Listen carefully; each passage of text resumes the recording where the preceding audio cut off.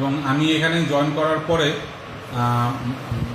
নাগরিক সেবা সহজীকরণ করার জন্যে যে ধরনের উদ্যোগ গ্রহণ করা দরকার, যেমন ধরেন দলিলের ফিস কোন দলিলে কত, এগুলো একদম সহজ বাংলায় ধরেন হেবা ঘোষণা দলিলে কত টাকা খরচ, মোট কোন খাতে কত টাকা খরচ এক জায়গাতে, এমন না যে আপনার রেজিস্ট্রেশন ফিস এক ব্যানারে, তারপরে স্ট্যাম্প শুল্ক, এভাবে না, প্লাস একটা জায়গাতে হেবা ঘোষণা দলিলের এত টাকা ফিস, কপড়া দলিলের এত টাকা ফিস, এরকম সহজভাবে এই বিষয়গুলো দেওয়ার চেষ্টা করেছে। এগুলো নিচে একদম উন্মুক্ত স্থানে বড় অক্ষরে প্রদর্শিত।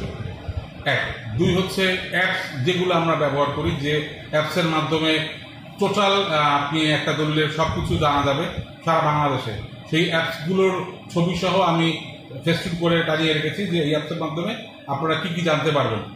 আমি জানিয়ে রেখেছি যদি কেউ আমাকে বা আমার জেলা রেজিস্ট্রারের কথা বিক্রি করে আপনাদের কাছ থেকে আর্থিক সুবিধা নেয়, সরাসরি আমাদেরকে অভিযোগ করেন।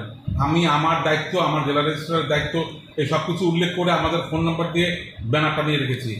এবং আমি ওখানে আপনারা হয়তো যাওয়ার সময় ছবিও নিতে পারেন, আমি লিখে দিয়েছি যে আমাদের কথা বলে যদি কেউ ঘুষ চায় ঘুষ দেবেন না, এবং রসিদ ছাড়া কোনো লেনদেন করবেন না।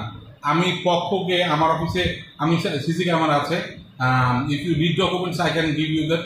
আমি হচ্ছে এজলাসে আমি জিজ্ঞাসা করি যে আপনাদের সাথে কোনো রকম অন্যায় আচরণ কেউ করেছে কিনা, বা আপনাদের কাছ থেকে বাড়তি টাকা আদায় করা হয়েছে কিনা, আমি চেষ্টা করি এগুলো নেওয়ার জন্য।